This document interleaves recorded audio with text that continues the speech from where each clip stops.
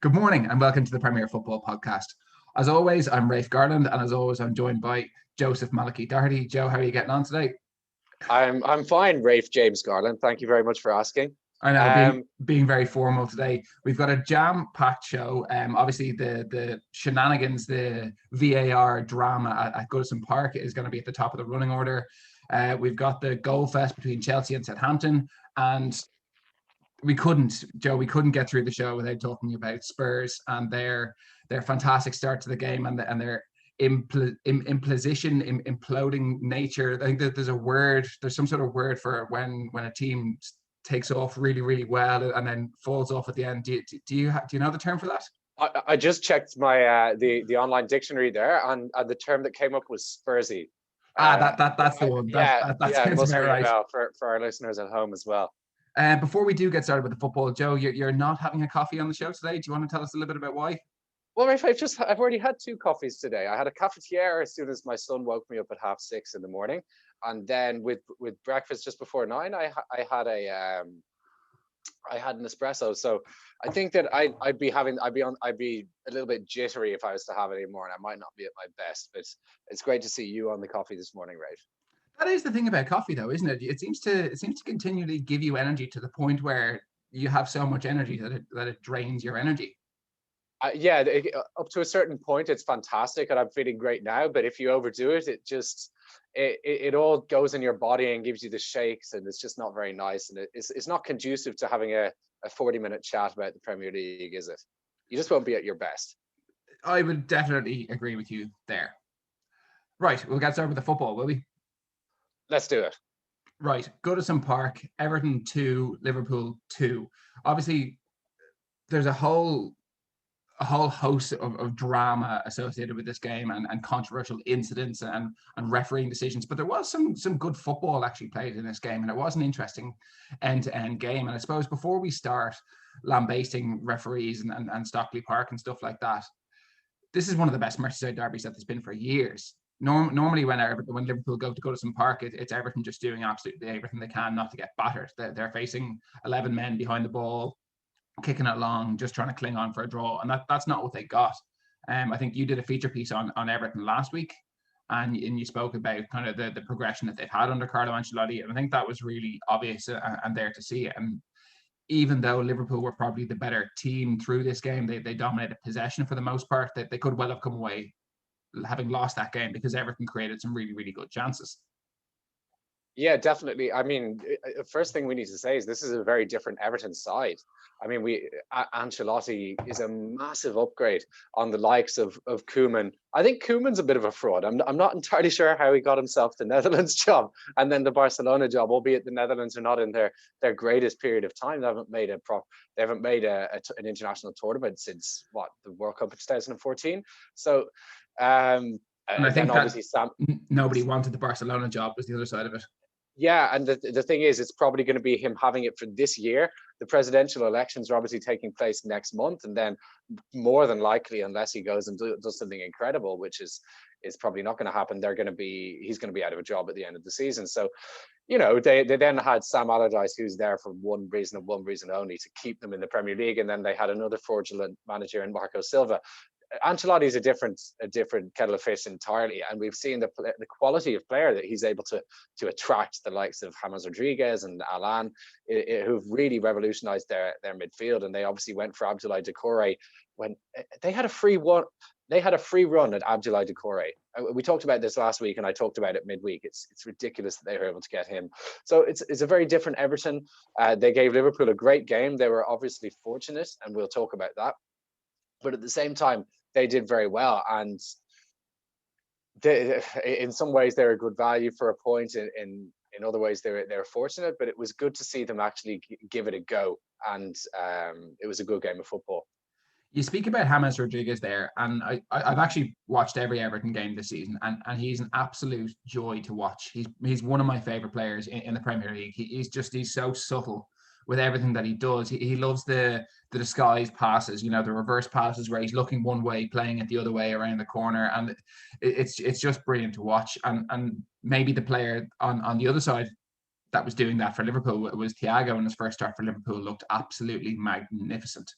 absolutely magnificent. And the fact that these kind of players are coming to the Premier League and playing good football, I think it's just so encouraging that the league is moving away from the traditional, those kind of players can't do it in England. Maybe Leo Messi could actually even do it in England. Who knows?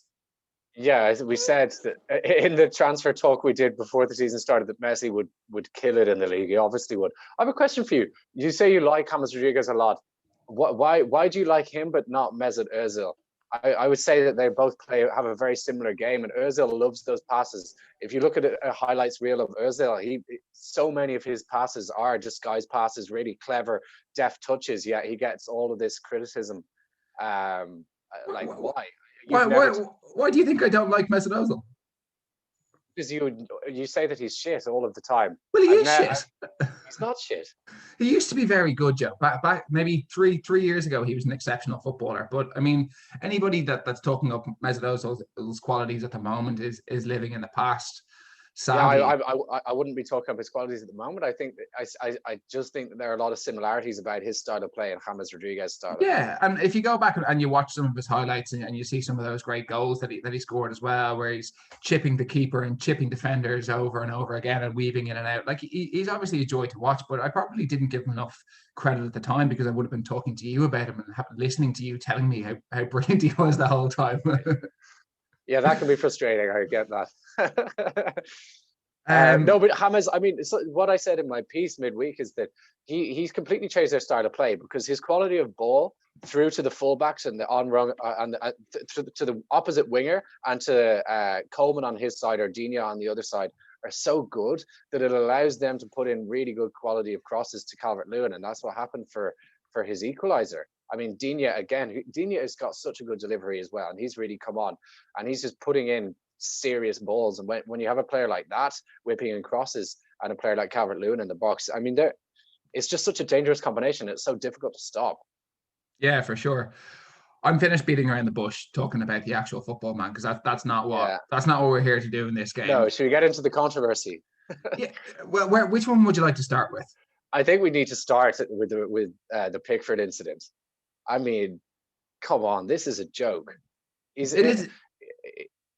mean, for a start, I don't think Van Dijk was offside. I think that was a really, really harsh call. There was no clear and obvious offside for me. What did you think about that? Look, I think we're going to talk a lot about offside in a minute, especially with the other goal. I can understand Van Dijk being ruled offside because of the letter of the law. I don't think it's as bad as the other one. So we're gonna ignore the offside for a minute and just say, right, look, he was offside. Given the fact that he was offside, we'll analyze it under those circumstances. It's still a red card, regardless of whether he's offside or not. It might not be a penalty, and I think VAR clarified yesterday that they did check the penalty, but they didn't actually check for a red card incident because it wasn't deemed violent conduct. It was a serious foul play, which is a discretionary decision for the referee. You think, and this is something that we've seen a lot of this year, is you think that the referee would have been advised to go and look at the monitor with regards to that incident. I think that the people in Stockley Park, whatever his name is, Coote, who's done all sorts of terrible things to Liverpool in the games that he's been in charge. There's a mad list of games that he's been in charge of for Liverpool, and he seems to have a bad decision for them in every single one of them. So how he's still getting the games? Do you know, actually, he was a championship referee, Joe, that holds the record for the highest number of failed fitness tests for a Premier League referee. Wow, that's shocking. Is he the referee who you put up? He is, isn't he? You put up a photo of his Facebook page, and it's his cover photo is a picture of him at Old Trafford, smiling, big United fan. Yeah, I heard suggestions that picture might not be a real picture, but okay, I'm not too sure. But anyway, look, the referee should have checked the pitch side monitor for the tackle on Van Dijk, because even if there was an offence before, we saw it with the Richarlison one at the end. The referee had blown the whistle before Richarlison made contact with Thiago for a previous foul, and he was still given a straight red card for the serious foul play, because that's what it was. And he obviously there was obviously a massive endangerment. And I don't know how the referee missed it in real time either, because he was in a fantastic position. It was right on top of him. So I'm so confused and perplexed that there was no action taken initially by the referee, that the VAR didn't either suggest a red card or suggest that he go and look at it. So I think that there's massive failings there. There's questions over the offside lines being drawn on the pitch, and ultimately, I know that even if he had been given the red card, it wouldn't change the nature of the injury to Van Dijk, who's obviously looking at 7 to 9 months out with a grade 3 ACL tear. And these rules are in place to protect players from injuries like that, from tackles like that, because the idea is if they don't go punished, they're allowed to continue happening. Now, Jamie Carragher yesterday came out in Sky Sports and said that 99 times out of 100, these tackles aren't malicious. The fellow pros don't go out to hurt each other. And I think that he's right. I think that Pickford is in a terrible run of form at the moment. For the last year, he's been making stupid, crazy decisions all over the place. I don't think he went, I'm going to snap Virgil van Dijk in half here. I just think he launched himself with no regard for what was happening at the ball. But when you launch yourself with no regard for the consequences, you're endangering the safety of fellow pros.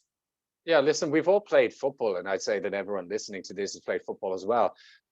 You never go out to hurt someone, but accidents happen. You and I have both been in leg casts from tackles.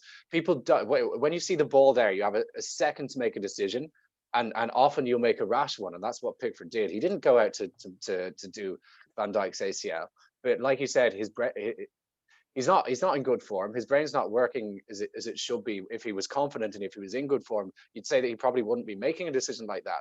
But he goes and he makes that decision anyway, and he dives in rashly, and it's an awful tackle. I mean, he's at knee height. He's above knee height. Dreadful. It is clear, dangerous, serious foul play. I mean, did it remind you of how Cantona dove into the crowd? I know it's a little bit different, but like it's still a flying drop shocking kick. Tackle. Yeah. It's an absolutely shocking tackle. It's no two ways about it. It's a straight red card. It's worse than Richarlison tackle later on in the game. Yeah, I mean if Roy Keane had done that in the middle of the park, he'd be banned for 8 games. Yeah, he would. It's a dreadful tackle. It really is.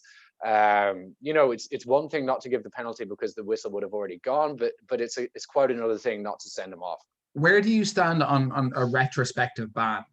Do you think it's opening a can of worms and it's very dangerous? It's a situation that the referee has seen, that VAR have checked, that they've decided on the day that there should be no action taken.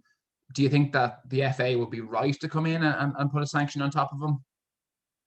Yes, I think in any sport you have to be held accountable if you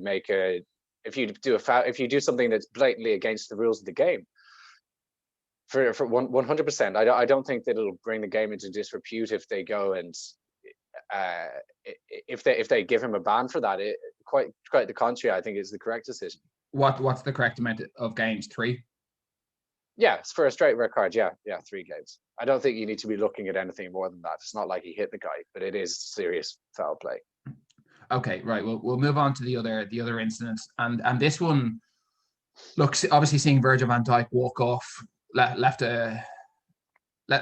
my jaw dropped and left a hole in my heart, and I was thinking, wow, this could be really bad. But then the emotions that I felt when the last goal was ruled out, I don't know if I've ever felt anything like that watching football, Joe. I was ecstatic. I had 2 screens going. I was doing college on one screen. I was watching the football on the other screen. I was in the middle of a lecture and I was literally bouncing around the room celebrating. I was completely jubilant. Jordan Henderson, the captain, pops up 93rd minute winner in the derby. It's been a really tight fought game end to end. Puts the goal in. It's what football is all about. We saw so many late goals in the Premier League this weekend. These game-changing moments that just had everybody. Obviously, there was no fans in the stadium, but you just know everybody watching at home. It was up, bouncing around their living rooms, screaming and shouting, enjoying it, feeling the joy and the release that football is for. And then for the decision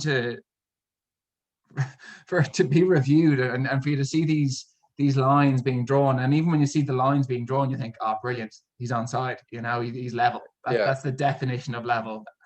And then all of a sudden you see the red line being drawn literally along the blue line on the other side, and you're just thinking, oh no, they're gonna rule it out. And it broke my heart, and I couldn't get over it, man, for the rest of the day, for the rest of the weekend. Even now, it's Monday morning. This happened nearly 48 hours ago, and it's still painful, man, because it's just not fair. Well, yeah, that's the thing. It's one thing if Liverpool fans are all happy at home celebrating the Derby winner, and you see that he's a yard offside or half a yard offside. That's not the case here. There was no it wasn't clear cut. Correct me if I'm wrong, but these decisions have to be clear cut. There can be no debate about it. Well, the thing it's not a. Go on, sorry. No. There was just no. No matter how they put the lines, there was no clear and obvious way of proving that Mane was offside, and he wasn't running towards the goal. He was running back towards to receive the pass to come to put himself. Originally he was from a clear offside position, but he was running towards the ball to then run back towards goal. So he wasn't running towards goal at that point. It wasn't like he had a competitive advantage over the defense. I thought it was really harsh. Yeah, it was. And I suppose the thing about the clear and obvious is that's for overturning a referee decision, but they seem to have different rules for the offside. It's either it's offside or it's not offside in VAR's book. But the thing is, you can see them doing it where somebody has to actually manually select on the screen the furthest point. So they have to go and they have to click the heel and they have to click the elbow or the shoulder or whatever it is. And that's human error. Someone has decided exactly whether it was the outside of the sleeve or whether it was the corner of the elbow or whether it was whatever the furthest point was, and they're using cameras that only capture a certain amount of frames per second, and they're trying to freeze that camera on the point where the ball is being kicked, and in reality a football might actually be kicked for 2 frames if it was, if the camera was slightly better, and he might be moving on or moving off. And I've seen, especially with faster players like Sadio Mane, is quick when he moves. Yeah. Where he starts in one frame and where he is in the next frame could be 2 very different places. I got to say something, man. The technology they're using for this is not what it should be. If we compare it with the decisions in tennis and in cricket, where they have the DRS system in place, which they use in both, and it is flawless. There can be no 2 ways about it. Yeah. If when they go to the 3D graphic and they're checking the line to see if the tennis ball is on the line or outside or whatever the distance is, you can see it right down to the millimeter. And the same in cricket for LBW or for. Hang on, can I freeze you on the cricket one there for a sec? On the LBW, go ahead. It can be too close to call sometimes. Because and in that there's case, natural it goes variation. back to the umpire, and in that case, it goes back to the umpire. Yes. And in this case, it has to be the same in football. But the technology that they have in place at Stockley Park is subpar. It's not up to the standard because they can't. We as fans viewing it would be able to accept the decisions if the technology was right. If because they'd be able to get that camera they'd be able to transfer it into a 3D graphic whereby you see the line clearly and you can see whether there'll be that little. Joe, I don't think there should be lines at all. I think that if for offside, okay, because there's so many issues with cameras and players moving and exactly how thick is their sleeve or what size boot are they wearing, that's not what we want to be watching. This shouldn't be deciding whether it's a goal or not. If it is a close offside decision, it should be the referee should view it again on a screen with the naked eye. He should have a chance to look at it and say, right, yeah, it's too close to call. I'm going to go with what my assistant said. Or look, I can see he's clearly ahead in front there. I can see that now. He is clearly offside. There's no 2 ways about it. He's offside. Grant, he's done. If it's too close to call, stick with what the decision was. We might see some. Yeah, sorry, go ahead. You finish, and then I'll go. Yeah, sorry. The football isn't about drawing imaginary lines on pitches that nobody seems to understand. That's not what it's about. That's not what the technology is for. The technology is to see whether the ball's crossed the line, or it's to go back and pick up these red card incidents, or it's to rule out goals that there's been a shocking offside decision, because we saw some shocking offside decisions before this came in, and they have been erased, and it has done a lot of good. It has made the game fairer in a way. But just when we come down to this nitpicking, pernickety, I just don't agree with the linesman. This is the first time it's happened this year, and we may see some positive changes in this regard. In his role, I can't remember his exact job title, but whatever the new role that Arsene Wenger has at FIFA, one of his suggestions that he's just brought out in the last couple of weeks is to make a law that the advantage is to the attacking player in regards to offsides. I feel like we had that law 20 years ago. Yeah, but in a situation like this, there would be no debate. Mane would be onside. It would be ruled. He could even have his head could be ahead of the defender, and it was still. And I think that needs to happen. Yeah, right. We'll move on from the decisions. And I suppose the last thing I want to ask you about Liverpool, obviously, Virgil van Dijk is facing an injury that's going to lay him off for probably the entire season. And where do you think that leaves Liverpool? Liverpool have to buy a centre-back. I think that they should have bought a centre-back anyway. Letting Dejan Lovren go, who was an important squad member, even if you think a lot of people would say he wasn't up to the standard, he was still an important squad member. And letting him go and not replacing him it wasn't the correct decision. And now Liverpool have, it's okay. It's just 2 months away, less than 2 months, but Liverpool have to. Sorry, just over 2 months, but Liverpool have to dip into the transfer market for a centre-back. As well as that, I think it's clear that the second choice goalkeeper, Adrian, is just not up to standard. Again, he's at fault for Everton's first goal. That is a simple save. It's right at him, and he just palms it into the roof of the net. Shocking. It seems that every game he plays, he has a mistake that leads to a goal or a clear goal scoring opportunity. So not only did Liverpool need to dip into the transfer market in January for a centre back, I think that you'd be well advised to go and get a second choice goalkeeper. Yeah, and I know you did a piece a couple of weeks ago praising Liverpool's transfer business, but I think that they were the 2 points that Liverpool fans were making at the start of the season, is that they were light with a centre back, and obviously having seen Adrian play a few times last year, I think there wasn't a lot of confidence in him already, and his performances haven't been great this year. I suppose it'll be interesting to see how Liverpool do approach their centre-back issue. Obviously, they do have Gomez and Matip fit at the moment. Both do struggle with injuries, and believe it or not, they've never actually started a match together. I believe it, because Van Dijk never misses games. He plays every game. If you remember, though, he missed games, or he was rested for games at the Club World Cup last year. And do you remember who filled in at centre back? Was it Jordan Henderson? It was Jordan Henderson, and he played out of his skin there. Now I know. Do you know what? Fabinho I've said it before. I said Fabinho is your second best centre back, and I stand by that. The thing about Fabinho at centre back is that he's obviously played along with Virgil, and when you watch the way that Van Dijk plays, Van Dijk is always the deep centre back, and they play a combative centre back beside him. And Fabinho does this really well, where he steps up and engages the striker and tries to nick the ball and doesn't let him turn. And Gomez does the same thing, where they'll step out and challenge the ball, whereas Van Dijk is always the last line of defence. I think that Henderson can play that last line of defence role a bit better. He can sit. But he's not as quick. He's actually pretty quick. People don't give him the credit for it. He's faster than Trent Alexander-Arnold. He'll tell you that. He's not as quick as Van Dijk, though. No, but Van Dijk is rapid, but he's not slow. But I think that Henderson's communication, and Van Dijk sets the line. He sits at the back and he controls everything. He talks to everybody.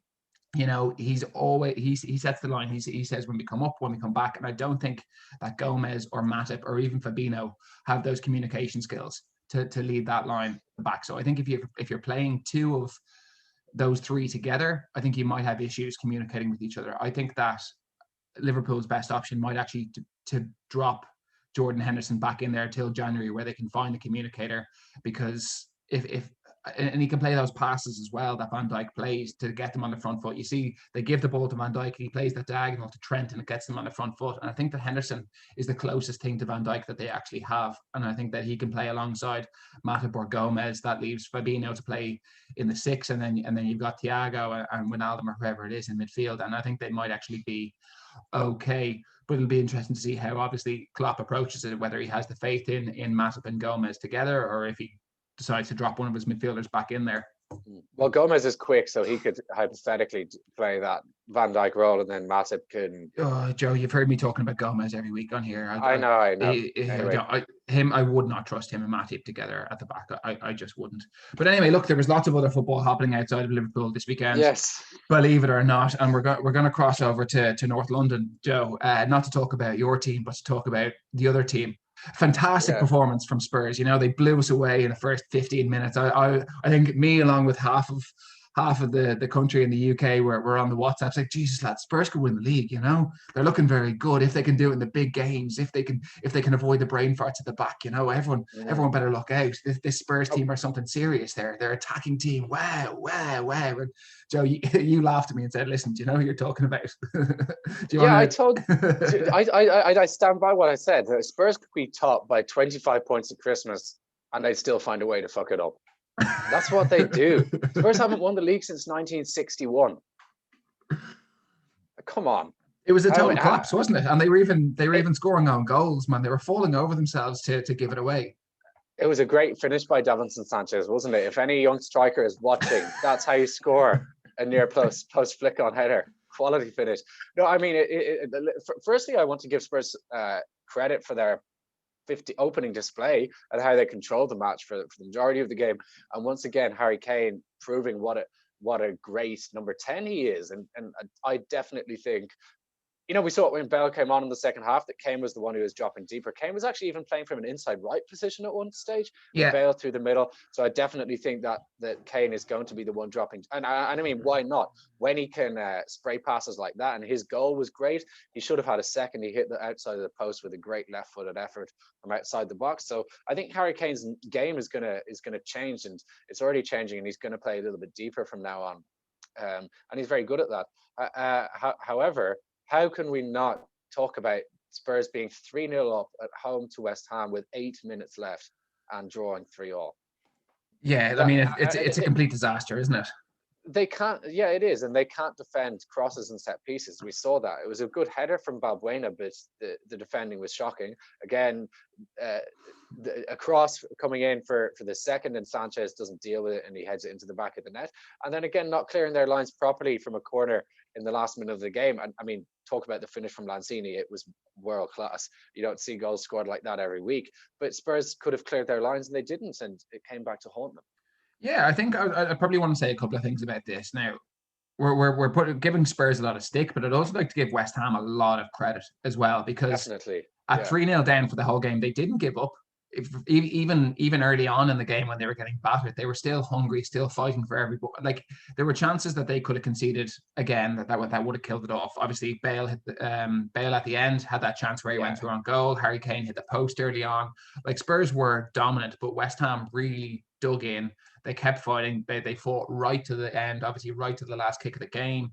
Once they got the first one, they got that momentum and they went for it. But at the start of the game, when I was messaging you about Spurs, saying how brilliant they were, I did say the only part of the team that there's question marks over are the defence. And I mean, I don't know how Toby Alderweireld is still getting a game in the Premier League. I know that Jose Mourinho wanted to sign him from Manchester United, but I think that he's only playing him at Spurs to make a point to the Manchester United board about how great this player was, because I honestly can't see any other reason for including him in the team. Do you think it was kind of a choice? Do we, Vertonghen is a bit older. I think he's 33 now, and Alderweireld's 30. But they were both in the last year of their contract last season, and they made a choice to keep Alderweireld. Do you think they made the wrong decision, or do you think they should have let them both go? Or would that have left them light on experience at the back? Maybe Alderweireld shouldn't be starting, but he's an important part of the squad, and he can add they have young centre backs. They've just signed Joe Rodon from Swansea. Obviously, Sanchez is pretty young as well, so he's probably there for his experience. I mean, he definitely is. That's the. I think that obviously Rodon was a good signing for them, and I think that Jose would be keen to get him into the team as quickly as possible. He's obviously got Jeffrey Tanganga as well coming through, who looks like a very promising footballer. So Jaffet. Did I say Jeffrey? Yeah, you said Jeffrey. Yeah. He's Sorry, good. I like Cheers, him. Jeff. Him a lot. I like him a lot. Very, very physical player. Good pace. Good, reads the game well. Good footballing brain. Yeah, I think Jose likes him as well. So they do have options there. But I mean, Sanchez I'm not totally convinced about him. He does seem like a bit of a loose cannon. He's obviously scoring own goals this weekend as well. He is that player that is a little bit erratic, a little bit all over the place. So he was signed for huge money as well, £40 million from Ajax for a yeah, defender. look, I think it'll be interesting to see how quickly they can integrate Joe Rodon into the team, because they do desperately need some reinforcements there. Obviously, Matt Doherty wasn't in the team. I'm not massively convinced about him as a defensive player playing as part of a back four, and Serge Aurier was back in the team, and I think we all know his shortcomings as a defender, and the goals were all coming from that side. You know, the balls into the box were coming from that right side where he wasn't stopping them. Yeah, I think that's. Look, Spurs could have won the game, should have won the game. They had these big chances. West Ham fought right to the end, and I think it was brilliant. They spent a bit of time in the Sky studio analysing that Lanzini goal. And one of the West Ham players got a brilliant block in on Harry Winks, who was trying to charge it down. I'm not sure if you saw that. It was like an NFL block. Man, it's the kind of thing you love to see. You love to see it. Like if your team did it from a set piece, if you blocked off a defender to give your team a bit of space, and it's just these kind of things that are so clever, you know, the fine margins. And what a hit from Lanzini as well, man. But this was like the Liverpool moment. I was bouncing up and down screaming for Lanzini in the living room, and I was just waiting for someone to draw a bloody line across the screen from the ball into the box or something like that. Because I don't know, man. It came back to it, you know. It came back to that for me. Yeah, no, that was a huge goal. That's, like I said before, that was one of the best goals. That's one of the best goals I've seen in a long time. And add to that, it was to draw a London derby in the last minute of the game. That was huge, and it's great to see Lanzini playing again. He's had a tired time with injuries, and he's a quality player on his day. So hopefully, from a West Ham point of view, he can stay fit. And you know, we were tipping West Ham to maybe struggle and go down. They've looked all right in the last few weeks. And I think they've looked better than all right, mate. Yeah, they've really improved. So fair play to West Ham. That's some good work. Right, staying in London, Joe, Chelsea hosted Southampton in a game that I think everybody, as much as Southampton have been performing well this season, people were tipping Chelsea to do the business at home. Again, taking the lead, throwing it away. Chelsea good going forwards, shit going backwards. It's the same thing every week for them, isn't it? Yeah, it is. And we've talked about the coaching or lack of coaching for over the past few weeks. They really seem to be relying on their forward players being naturally very, very, very good, having a great front three. I thought Timo Werner had his best game in a Chelsea shirt. He was brilliant. Obviously scored 2 and assisted 1. Havertz is looking improved. So they're finding their feet in West London and doing their thing. But it's at the back where the work is just not being done on the training ground. And I mean, it's unacceptable. They were 3-1 up, and it's unacceptable to be drawing that game. Completely unacceptable. Southampton are not a great team. Well, look, I mean, credit to Southampton for getting back. They have some good forwards, and credit to them for getting back into it. But at the same time, Chelsea have to be seeing that game out. Well, yeah. What if it was Liverpool? What if it was Liverpool for you doing that sort of thing? Or if it was Arsenal, Arsenal would be getting ravaged by the press, and rightly so. It's unacceptable as a big team to be drawing when you have a 2 or 3 goal lead going into the last 10 minutes. It's completely unacceptable. It's the about same as game Spurs. management. It is the same at Spurs. It's about game management. You have to see the game out. I don't know what the experience, the likes of Azpilicueta, Kante, Jorginho, what are they doing on the pitch to ensure that the team know that they have to protect this lead? It's just not the communication's not there from the top down. And there are sloppy individual mistakes all over the park as well. I think for the first goal, as well as Havertz played, he did give the ball away trying to dribble in the middle of the park when there were better options to pass. He tried to take on 2 or 3 men, lost the ball, 1 pass then from that. When you lose the ball in the middle third of the park, and I don't mean around the halfway line, I mean in central areas. When you lose the ball in central areas, your team are in trouble. Like, he lost it in his own half in a central area, and from the first touch the opposition had, it was a through ball through the middle of the defense to set up the goal. He's got, like, I know he's young, but you can't. It was naive from him, to I don't know. He's trying to be creative, but there are individual mistakes. You look at the goalkeeper as well. I know Chelsea fans are there'd be like Liverpool fans saying, look, it's Adrian in goals. Look, it's Kepa in goals, but he's got to do better for 2 out of 3 of the goals. He should be keeping them out. Yeah, he should. I mean, the most obvious one is the Che Adams equalizer. Yeah. Was it an equalizer or is it goal back? But I think it was the second one. Yeah, it's a terrible pass from Kurt Zuma, but at the same time, Kepa has to do a lot better than that. I think I find it strange that he's second choice and not third choice. And Caballero's as bad. Every time he plays, he's as bad. Is he? Yeah, is he worse than Kepa? No, he's honestly, well, he's as bad, if not worse. Honestly, he is as bad. I know that certainly for City, his save percentage ratio was very, very good, but for Chelsea, it's very, very poor. Yeah, Frank. Sorry, you go ahead. Yeah, no, Frank tried to drop Kepa a couple of times and did draft in Caballero, but Caballero was promptly dropped as well because he was just rubbish as well. This is where they had to go and sign Mendy, who obviously picked up that injury on the international break. And while I mentioned the international break, I would like to just reiterate what a stupid thing that was to do while I have the chance to do it, because I still can't get over the fact that they were playing international football last week. International friendlies, man. Yeah, I'm not having it. I'm not having it. So, look, same old Chelsea, really good going forwards, really exciting to watch. Timo Werner, like you said, absolutely a joy to watch going forward. Obviously, he got his account underway, but they just look rubbish at the back. Really rubbish. And at what stage are people going to start calling for Lampard's head? Because he's not learning. No, he's not. And like I said, it's a lack of communication and a lack of discipline from the top down. And that starts with him.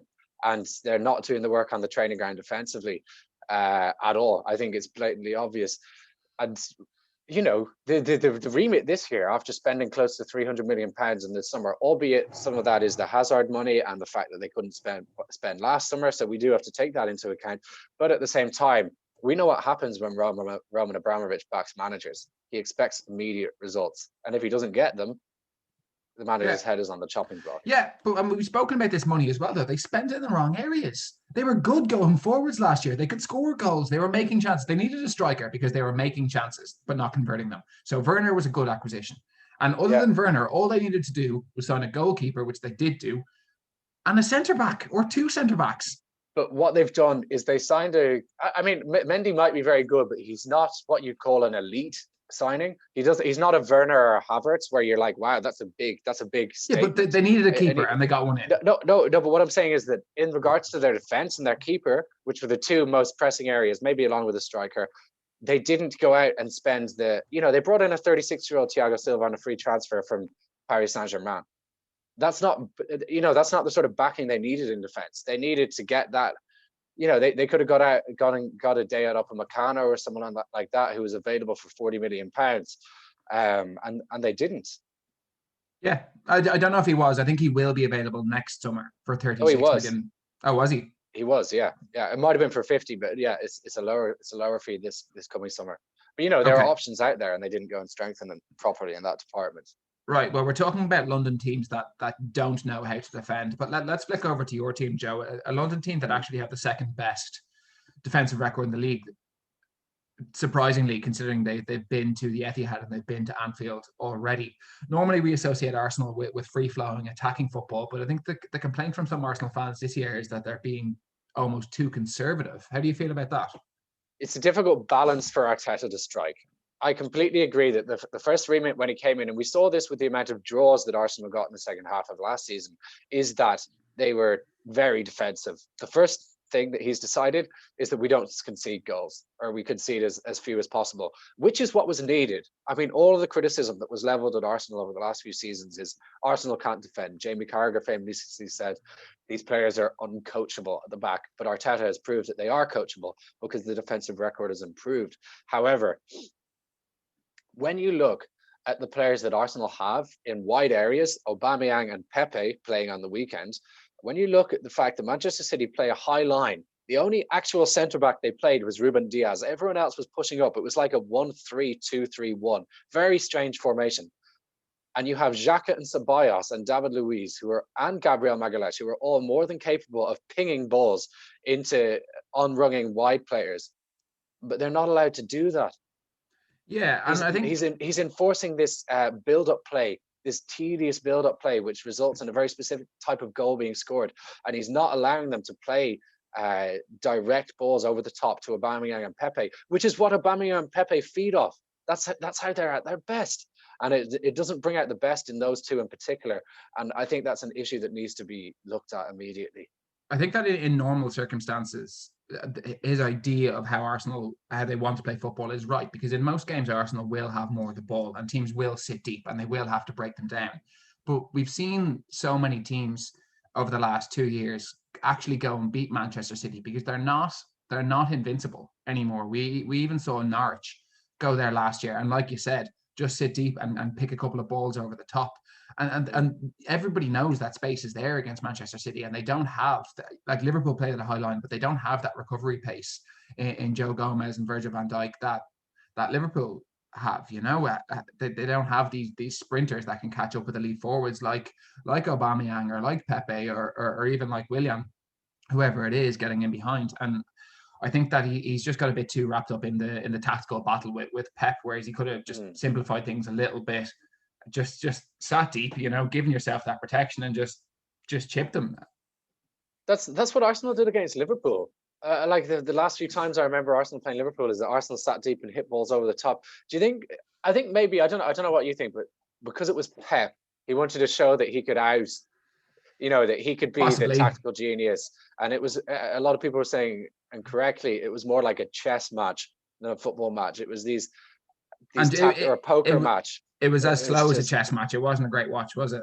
No, it wasn't. I don't really like that type of football. I've never been too much of a fan of Guardiola, and I do like Arteta because he's something new for Arsenal, but I don't really like it when people are too tactical in that regard. And it just struck me as being a little bit too feeling like you're a little bit cleverer than you actually are. Okay, well, let's talk about Pep and City for a minute.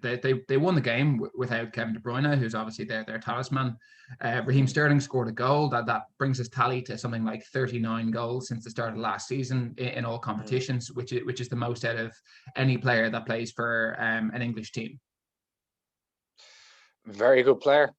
I mean, his rise over the last few years is phenomenal. He was captain of Man City the other day. I've never seen him be captain of them before. So he's obviously seen as a leader as well there, which is just a testament to how much he's come on in the last few seasons.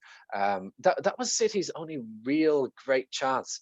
Like, it was a very tight, tedious game of football to watch. But Foden got in behind Bellerin, cut inside him way too easily. And for all the good Bird Leno does, the shots at a pretty comfortable height for him, not in the corner, and he palms it back right into the goal mouth. It's a poor save. For me, you have to be pushing that wide or out towards the corner flag, and Sterling had an easy finish. Yeah, I'd agree with you there, but at the same time, they're clinical. Though when they do get their chances, they did punish Arsenal. They did take their chance, and I suppose what I'm trying to figure out what I'm trying to say. How good are City is basically the question I have for you. Are they still up there as the team to beat in England, especially now that Liverpool have lost Van Dijk? Are people turning their attention to City again, saying this is the team to beat? They're definitely one of the teams to beat. I mean, they got hammered at home by Leicester, but we're with the Premier League, we're very quick to dismiss players and teams and managers very knee-jerk when they suffer one defeat. I think if City win, let me just check the league table. I have the fixtures open, but I think if City win, they go level with Liverpool in second. Yeah, that's it. Yeah, I mean, come on. Yeah, so they're set 7 points, a goal difference. Or sorry, third, because Villa and Everton are ahead now, so they'll go level third with Liverpool. They'll go level third with Liverpool, and they'll be on a better goal difference than Liverpool. Well, it's because of the 7 goals at Villa, but yeah, they have a 0 goal difference. And yeah, City going level with Liverpool, they're right in it. They're right in it. Yeah, everything's to play for at this stage of the season. Everyone's getting way too knee jerky. The team to beat, obviously, are Aston Villa. They are only 2 teams in Europe's top 5 leagues have a 100% record: Aston Villa and AC Milan. That's the Zlatan effect, isn't it? But I mean, Villa, maybe we can talk about them now. That was a great win away to Leicester, and they've only conceded 2 goals in the league. They have a goal difference of +10. Yeah, for a team that were so heavily criticised for their inability to defend last year, I think Dean Smith has identified the problems, and he seems to have gone out and fixed them. It's the goalkeeper's definitely helped as well. Emiliano Martinez is a very good goalkeeper. A lot of Arsenal fans will tell you that he's better than Bernd Leno and that we sold the wrong keeper. Yeah, he's a great keeper. And I said it after the Liverpool game. Ross Barkley has changed how Aston Villa are playing, and he was brilliant against Liverpool. Those runs he was making in behind, and he was brilliant against Leicester yesterday in his goal. He was very, very good yesterday. Absolute peach. I mean, he beats a man. He gives himself space, and it's as if he's taking a penalty, but he's from 25, 30 yards out. He just slots it away into the bottom left hand corner. It was a great strike, and look, I think Chelsea. I don't know. Will Chelsea be missing him over the course of the season if he's playing like that? I don't think they will, because they've got so many options in that area, and he's not going to get in ahead of Kai Havertz in the same position. But I think it's been a great move for him, and he might even play himself back into the England squad for the Euros next summer if he continues to play like this. I think Jack Grealish is enjoying playing with another player that can be another outlet for Villa, because we saw last year that Villa's only outlet was to give the ball to Jack Grealish and hope that he could run the pitch and do something. But when they have other midfield options, other midfielders that can get on the ball, can turn, go forwards, carry it, not just John McGinn who's going to bounce the ball straight backwards or try turn and kick a long ball, someone that can actually is brave enough to get the ball in midfield in those tight spaces and try to do something with it. I think he's benefiting massively. They're benefiting massively as well. We forgot his name last week, but Ollie Watkins looks like a real player as well. Yeah, he does. I mean, what Villa have done so sensibly is that they've bought some of the Championship's best players. And that is a very effective way of going about your business. The Championship is a league that needs to be utilised way more from Premier League clubs. It's a highly competitive league. I would put the Championship in the top 10 leagues in the world. Yeah, I think you're probably right. Saying that, but I think it is. It's well, so once you look outside of the top 5 leagues, I really don't know what would rival the Championship, to be honest. I mean, it's not going to be the Russian league, is it, or the Portuguese league, or the Eredivisie? No, I think that would Brentford beat a couple of most of the Portuguese teams? 100%. They'd be really good. I mean, I think they'd probably beat Sporting Lisbon. Porto and Benfica are better, but they could probably come third in the Portuguese league. Yeah, they'd probably win the Scottish league. They definitely win the Scottish league. They definitely win the Scottish league. Yeah, no, for sure. We criticised Villa last year for their spending not being right. Rightly so. Yeah, rightly so. It's all changed this year. They bought very, very well. They've obviously got Barkley in on loan, which is a great signing. And I really hope, for the sake of the league, that they can. And I like Aston Villa.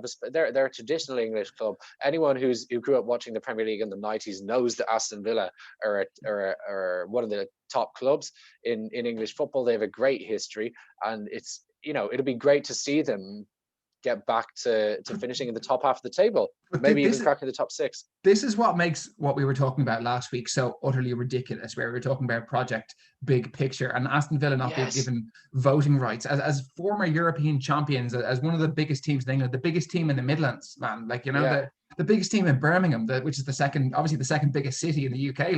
Literally founders of the Premier League. I can't remember the name of their original owner or manager. I think he was Scottish, but I can't remember his name. But he was literally the founder of the Football League. They're one of the biggest teams in the UK. Traditionally one of the biggest teams in Europe, man. Yeah. What is where's the limit for them this season? Sky's the limit. We've seen that with Leicester. Leicester City, yeah. If you get on a run, and if you get your team believing every week, and if you get other teams being wary of them. Liverpool did it last year. Liverpool had teams beaten before they even went into games last year. Exactly. And Leicester did it when they won the league. Teams were petrified of Riyad Mahrez and Jamie Vardy. And it's going to be the same with Jack Grealish, Ollie Watkins and Ross Barkley. I'm getting ahead of myself. No, the sky, but seriously, the sky is the limit, because we've seen it in the past. If you get on a run like that, there's no stopping you. Especially when you're keeping clean sheets. Yes, especially when you're tough to break down. Yeah, 100%. Right. Well, you've jumped the running order there a little bit. We'll mention Leicester maybe quickly before we move on. They looked pretty rubbish without Jamie Vardy. They really do. Kelechi Iheanacho is not the same type of striker. He's a plan B striker. He's not a replacement for Vardy in terms of the fact that he changes their whole style of play, and they can't counterattack in the way that they want to. And Leicester are going to struggle this season with the number of games that they're going to be required to play, and the fact that the investment over the summer for them was subpar, to say the least. Timothy Castagne looks a good player. He looks a really good player. He does, and he can play in a number of positions. Obviously, he plays in midfield for Belgium. He's played wing back or full back for Leicester.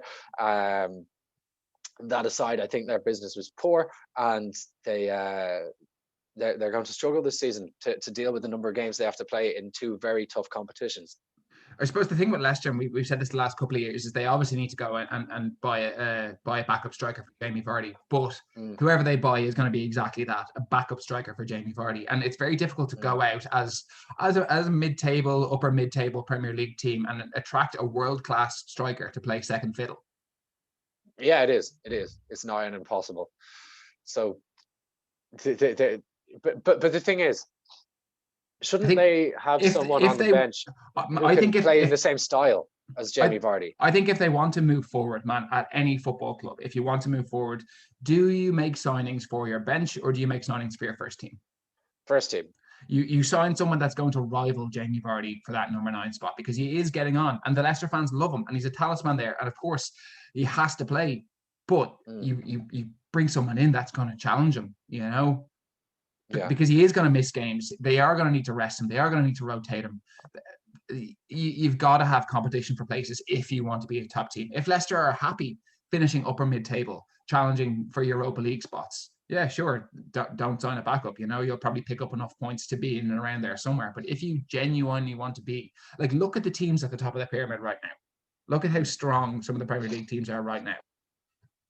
They've got to be better. They've got to go out and sign some world-class players if they want to be up there, and they do want to be up there. Of course they do. That's what Brendan Rodgers signed up for. That's the goal. The owners are ambitious as well.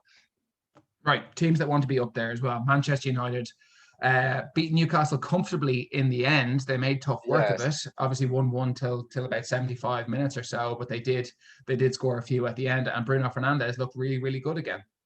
Their best player was Marcus Rashford by a country mile. He was brilliant. I think he had 2 assists and then he scored the last goal. He was just unplayable for Newcastle. They couldn't deal with his runs, with his pace. He also won the penalty. He was on top form. And someone on this show needs to eat humble pie in regards to Marcus Rashford because he had a great game. And Newcastle are not an easy team to play against. Yeah, and look, you're right. I don't feel like I owe him an apology because he's not been playing well this season. I was perfectly entitled to say what I said about him last season because he shouldn't have been in the England team on form because he hadn't been playing well. And you know what? He's played a good game of football against a team that are difficult to break down. Yeah, but he's meant to play like that every week. And he hasn't been playing like that. He's their number 10 in terms of the shirt number he wears. He's on, I think, about 180, 200,000 pounds a week. There's obviously big expectations. So we should be seeing him play like that. We should see him play like that every week. I just like him a lot as a player. He obviously plays for a club neither of us have a lot of time for, but I think he's really talented. And I like seeing young players fulfill their potential, even if they're playing for a club that I despise. Yeah, and look, he's an exciting footballer. He gets on the ball. He's not afraid to go at people, to take them on, to throw a couple of tricks and try to get past someone. He's not afraid to shoot from anywhere. I think his link up with Bruno Fernandes, that they really are developing a partnership. That's really nice. Bruno's always looking to play him in from deep, or he's overlapping, like we saw with Bruno's goal in the top corner. They're looking for the 1-2s and the overlaps. Yeah, and it's really good. And man, Jose was right. He's a winger. He's not a striker. He's a winger. Of course, he's a winger. But United do need to solve that number 9 issue. Obviously, I went to say Falcao. Cavani has started training with United for the first time this week. Are they not the same person? As far as Ed Woodward is concerned, they are.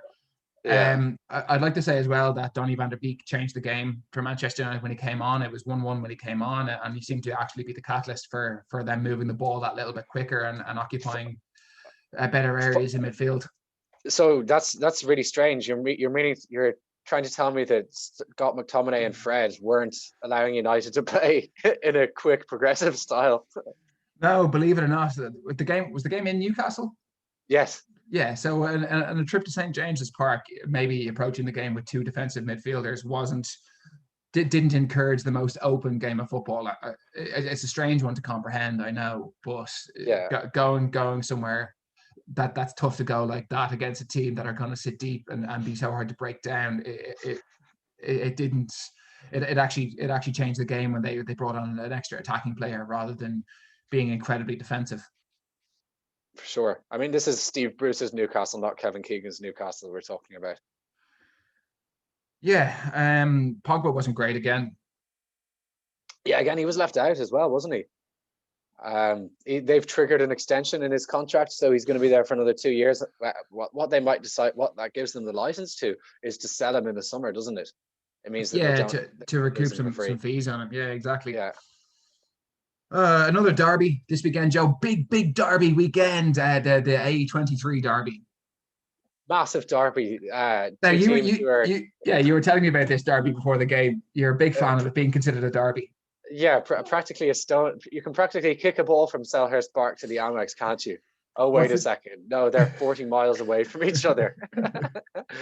I don't know. The history behind it is about battling for promotion to the first division in the 1970s, I think. And at the time,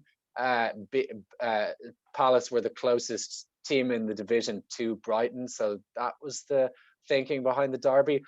And I mean, it's entitled to be a derby, but it doesn't really make that much sense to us here at PFP, I don't think. And what can I say about the game? Not especially good. Palace were pretty good. Batshuayi had a goal ruled out for offside when he was offside. Marginally offside. He was offside, and it was a good finish. He was offside, and it was a good finish. Palace looked all right, but they allowed Brighton to equalise with a reasonably well taken goal. I think it was deflected. Settled in? Sorry. Yeah, sorry. Go ahead. Did you see the penalty that Palace were awarded? Lamptey's foul. Yes, I watched it. It. What do you think it was a penalty? For Zaha's penalty. Yeah, Lamptey was deemed to have hands on his back. There wasn't a whole lot of pulling, but yes, you can't do that. We talked about this. I think it was last week. Was it Henderson for England? Yeah, I think it was Henderson for England. Yeah, when Henderson went down in the box under Thomas Meunier. You can't do that. You give the forward a license to go down. And even if they don't go down, if you have your hands on someone's back, it's just not allowed. That's clear cut. That's a letter of the law. It's ridiculous to be doing that. I don't care if it's soft or if it's not a trip or a kick or something like that, or a blatant tug. If you put your hands on the defender, on the striker, you're giving them every chance to go down. And by the letter of the law, it's a foul. I understand what you're saying. I really do. But I don't even think that there was a grab or a push. I think that the striker's backed into Lamptey, and all he's done is actually put his hands up just to take that impact. Yeah, but you can't do that. I know. Keep your hands behind your back. What would you do? I mean, man, if we were playing and you conceded a penalty like that, I'd be Rafe, what are you doing? Keep your hand. You're not allowed to put your hands on the other player. It's really easy. It's not like the handball law, where it's difficult to get, you're not jumping, you're not able to jump. It's really easy not to put your hand on someone else's shoulders. I suppose this is the thing about playing fullbacks that are so small. Lamptey's 5'6" or 5'8" or something like that, and your fullback is required to mark the back post like that. And I suppose if there's any sort of physical presence in the box, they're not going to be able to take that impact with their body weight. Like, he would have been barreled over and lost a header if he didn't try and make some sort of contact. And maybe it's the kind of thing that they might have issues with, or actually crosses coming in like that on top of him, because I think that as a striker, I'd be really fancying my chances at the back post coming up against a fullback like that. Yeah, no, of course. But that's just something that you have to deal with if you're at a height disadvantage. Yeah, but I suppose what are you going to do? You can't be committing a foul just to deal with it. But are you going to just let him jump over you and score? No, you have to find another way around it. I don't know off the top of my head. I'm not neither of us are short, so we wouldn't have that issue. We'd be the big lad in the back post winning the header and scoring. But we have to talk about Lewis Dunk's red card at the end. That was dreadful tackle. Yeah, that was comical. It was like in FIFA where you accidentally press slide tackle instead of shoot or clear. It's not like his momentum took him through the tackle or he mistimed it. He was standing still and he just seemed to leap into the air. And I think we've played a couple of kickabout before where we started joking, trying to badly injure our mates kicking them like that. And it just looked like he had no intention other than trying to kick someone on the ankles with a really hilariously poorly timed 2-footed lunge. Wouldn't be a derby without a bit of without getting stuck in, would it? But he was apologetic straight away, and he seemed to just understand what an utter brain fart that was. And thankfully, there was no serious injury caused to Cahill, because it was an awful tackle. But because he was okay, it was actually hilarious. It was, and that's it. It was just a brain fart. He just lost his head. I've never seen Lewis Dunk is usually really composed. Yeah, and I can almost understand what he was trying to do. He thought Cahill was going to clear it, and he was trying to make himself as big as possible in the tackle, and hopefully Cahill would kick the ball into him, and then the ball would deflect back towards the goal, because it was a bit of a scramble, and like you said, last minute in a derby, trying to make something happen. But it's just stupid, ridiculous, and now he's going to miss the next 3 games for his team. Yeah, and he's a key player. He's their captain. All right, there was one other game this weekend. Sheffield United hosted Fulham in a game that I'd really prefer not to spend too much time talking about. It'll be interesting to see if either of those teams can beat the drop. We said ourselves yesterday that there are 4 really awful teams in the Premier League this year. Those 2, Burnley and West Brom. Who go head to head this evening. Yeah, so I mean, one of those teams is going to have to stay up. But I really don't know if it's going to be either of those teams. Having watched that game, what were your thoughts on it? I think Fulham will be kicking themselves for not winning. Obviously, Mitrovic missed a penalty. Ademola Lookman is a very good player, and he took his goal exceptionally well.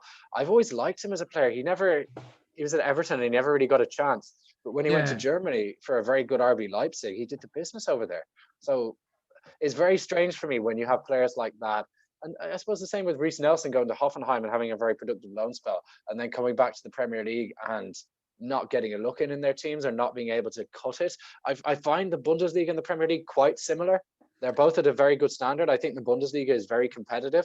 So when you have a young player, young attacking player going to the Bundesliga and doing so well and being productive in terms of goals and assists, and then that not translating back in the Premier League, it's strange. So it was nice to see Lookman play so well and score such a good goal. And he could be, I think it'll be too much for him alone to keep Fulham in the Premier League. And if Mitrovic keeps on blazing penalties over the bar like that, they're not going to have much of a chance. That was shocking.